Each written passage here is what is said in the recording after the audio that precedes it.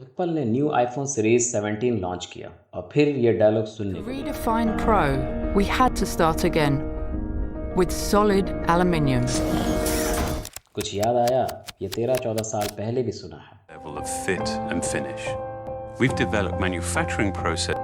Starting with the aluminium, we machine all of the surfaces of the enclosure. We then Apple नया iPhone launch करे और फिर दो बातें होती हैं। एक तो मीम्स का बाढ़ आ जाना और दूसरा कमेंट सेक्शन में दो चीज़ें गारंटीड हैं। एक तरफ लोग बोलेंगे इट्स अ मास्टरपीस, दूसरी तरफ लोग बोलेंगे ये तो वही पुराना फ़ोन है, थोड़ा पॉलिश डाल दिया, हर बार एक ही डायलॉग। क्या वाकई एप्पल ने इस बार रिवॉल्यूशनरी मॉडल लाया है या अपग्रेडेड है या कहें डिग्रेडेड है? आज हम जानेंगे क्या ज़्यादातर लोग आईफोन 17 अवॉइड कर सकते हैं और लेना है तो कौन सा मॉडल लें और किसे लेना चाहिए। देखते हैं ऐसे क्या वजह है कि एप्पल का मार्केट 5 साल में पहली बार इतना गिरा है। लेकिन वीडियो शुरू से पहले चैनल पे न्यू हैं तो सब्सक्राइब करिए। अगर आपके पास आईफोन 14 या 15 है या आप वैल्यू कॉन्शियस बायर हो तो वेट करो। आईफोन 17 में जो चेंजेस हैं ज़्यादातर इंक्रीमेंटल है और कुछ जगह पे एप्पल ने पीछे हट के मटेरियल रिग्रेशन किया है, मतलब थोड़ा डिग्रेड है। चलिए डिटेल में देखते हैं। ये थोड़ा सरप्राइजिंग है। एप्पल ने प्रो मॉडल से टिटेनियम हटा के एल्यूमिनियम वापस लाया है। जो लोग प्रीमियम फील के लिए 16 प्रो खरीदे उनके लिए ये एक स्टेप बैक जैसा है। टिटेनियम एक solid batch of premium feel देता है, लाइट, स्ट्रॉन्ग और यूनिक। एल्यूमिनियम वो भी अच्छा है लेकिन वो प्रीमियम एज थोड़ा कम हो जाता है। और सबसे फनी बात, प्राइस वही प्रीमियम रखा गया है, तो आप लिटरली ज़्यादा पैसा दे रहे हो for less impressive materials. Apple ने 2012 में आईफोन 5 लॉन्च किया था जिसमें एल्यूमिनियम बॉडी था, फिर इसे अपग्रेड करके टिटेनियम किया और फिर एल्यूमिनियम। नेक्स्ट मॉडल कहीं प्लास्टिक में ना हो जाए। डायलॉग का क्या है, फिर से वो रिवॉल्यूशनरी वाला चिपका देंगे। दूसरा पॉइंट, जहां आज दुनिया एआई के पीछे पड़ा है, बिल्कुल पागल हो रहा है, वहां एप्पल ने अपने ऐड में भी इस बार एआई का जिक्र नहीं किया, जिसने इन्वेस्टर को थोड़ा डरा दिया है और इसका इफेक्ट तो होता दिख रहा है। वैसे भी एप्पल के एआई का सैमसंग यूज़र्स ने कई बार मजाक बनाया है और जहां हर चीज़ में अब एआई है तो एप्पल जो इनोवेशन के लिए जाना जा रहा है उसे सबसे बेस्ट प्रोडक्ट में तो होना चाहिए था, लेकिन पता नहीं क्यों नहीं। आपको क्या लगता है कमेंट में बताओ। अब देखते हैं अपग्रेड्स इंक्रीमेंटल है। हाँ, एप्पल ने A19 चिप डाला और टेक स्पेक्स टेबल पे वो थोड़ा इम्प्रेसिव लगता है, मतलब सुनने में थोड़ा अच्छा तो लगता है, लेकिन रियल लाइफ में ज़्यादातर यूज़र्स को ये परफॉर्मेंस जंप फील नहीं होगा। मतलब फेसबुक और व्हाट्सएप में क्या ही स्क्रोलिंग में डिफरेंस समझ आएगा।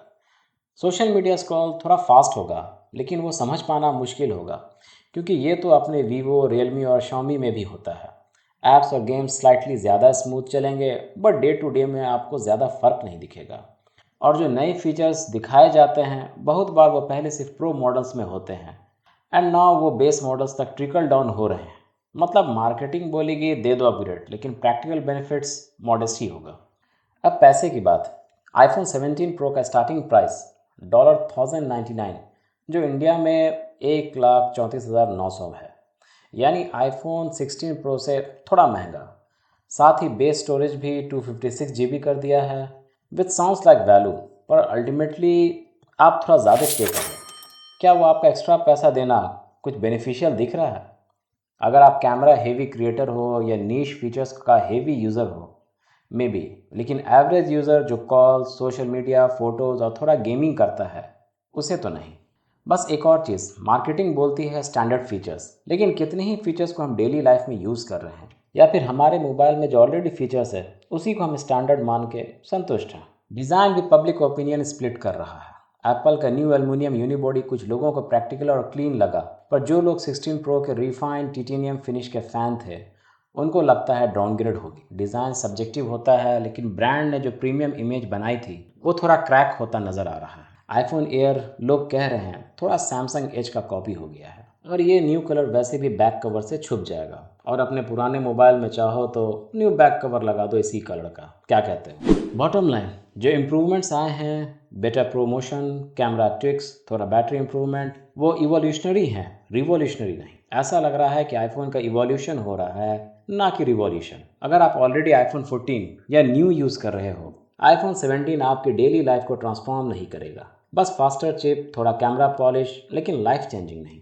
निगेटिविटी बहुत, अब चलिए देखते हैं किसे लेना चाहिए। मतलब एक किडनी पहले नहीं बेचा है तो सोच सकते हो, मजाक कर रहा हूँ। अगर आपका आईफोन 12 या उससे पुराना है और आप हेवी कैमरा यूज़र हो या परफॉर्मेंस चाहिए तो आप इसे ले सकते हो। पर अगर आपके पास 14 या 15 है तो अवॉइड करो, वेट करो। प्राइस ड्रॉप्स और बेटर वैल्यू ऑप्शंस मार्केट में आएंगे।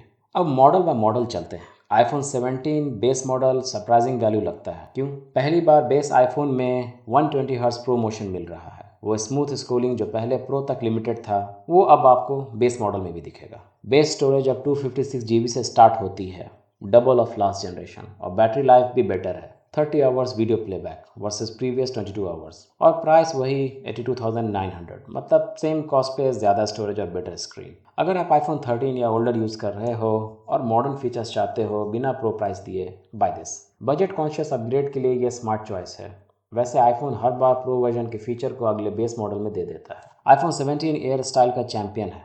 अल्ट्रा थिन 5.64 mm, सबसे हल्का और प्रीमियम टिटेनियम फ्रेम। हाँ, टिटेनियम वापस। चिप A19 Pro भी थिन बॉडी में मिल रहा है, टेक प्लस स्टाइल कॉम्बो। लेकिन कॉम्प्रोमाइज़ भी बड़ा है। Single rear camera, no telephoto, no ultra wide, battery life weaker और सिर्फ ई सिम, फिजिकल सिम नहीं। फैशन फॉरवर्ड यूजर्स जिनके लिए पोर्टेबिलिटी और डिज़ाइन सबसे इंपॉर्टेंट है और जो कैमरा हेवी यूज़ नहीं करते, एयर कंसिडर कर सकते हो। अगर आप शटरबग हो या ट्रैवल ब्लॉगर हो तो स्किप करो। आईफोन 17 प्रो ये थोड़ा ट्रिकी है। अगर आपको प्रोफेशनल कैमरा फीचर्स चाहिए, 48 megapixel telephoto, 8x optical zoom, advance video tools, तब प्रो यूजफुल है। वेपर चैम्बर कूलिंग और टॉप परफॉर्मेंस भी मिलता है। पर रियल प्रॉब्लम, एप्पल ने टिटेनियम से एल्यूमिनियम पे वापस स्विच कर दिया। प्रीमियम फील कम हो गया और प्राइस 1,34,900 थोड़ा बढ़ा हुआ है। सिर्फ तब जब आपको स्पेसिफिक प्रो कैमरा या वीडियो फीचर्स या मैक्सिमम सस्टेन परफॉर्मेंस चाहिए। अदरवाइज स्किप करना ही बेटर वैल्यू।